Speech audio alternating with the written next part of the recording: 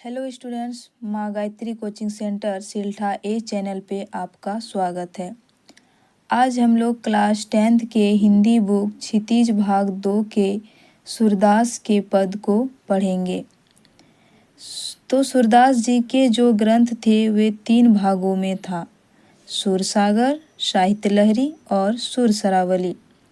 इसमें से सुरसागर ही सबसे ज़्यादा प्रसिद्ध रही। तो हम लोग जो यह सूरदास जी के पद को पढ़ेंगे, ये सुरसागर के भ्रमर गीत से लिया गया है। ये 4 पद है। इन 4 पदों में गोपियों की व्यथा को बताया गया है।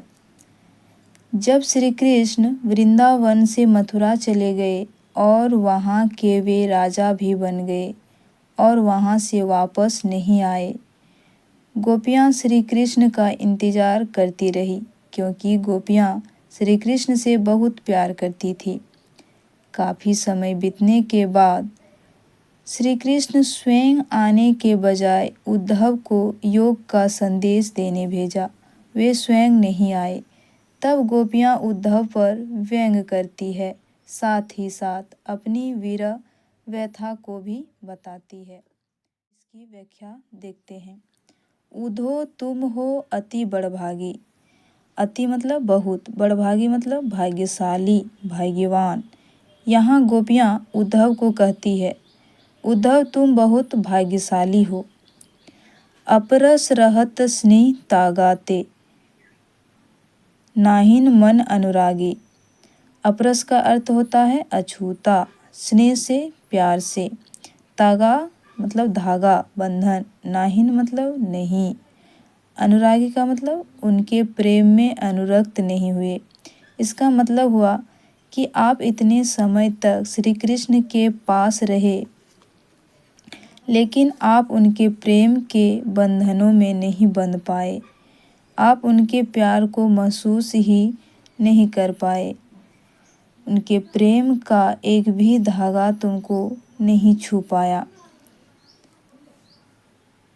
पुरैनी पात रहत जल भीतर, ता रस देह ना दागी। अब ये उदाहरण देना शुरू करती है गोपियाँ।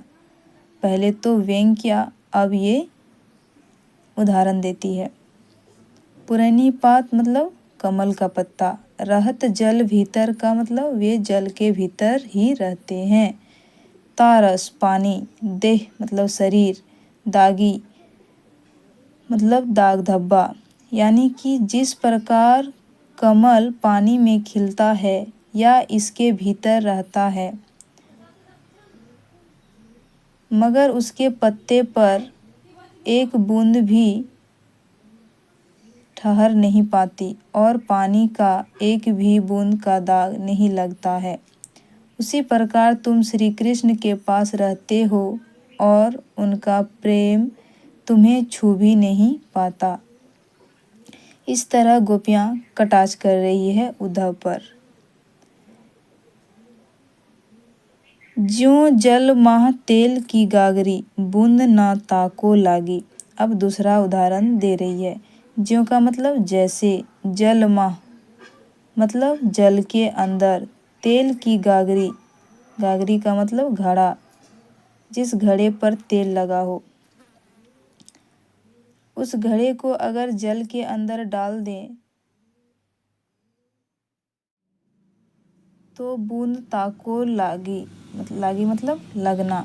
जिस प्रकार तेल से लिप्त घड़े को जल के अंदर डुबाने पर भी जल का एक भी बूंद घड़े को छू नहीं पाता, उसी प्रकार तुम भी श्री कृष्ण के साथ रहते हुए भी उसके प्रेम को नहीं जान पाए और उसके प्रेम का अनुभव नहीं हुआ। प्रीति नदी में पाँव ना बोरियो, दृष्टि ना रूप परागी। प्रीति नदी का मतलब प्रेम की नदी, पाँव यानी पैर, बोरियो का मतलब डुबाना, परागी का मतलब मुग्ध होना। श्री कृष्ण की प्रेम की नदी में पाँव तक नहीं डाले।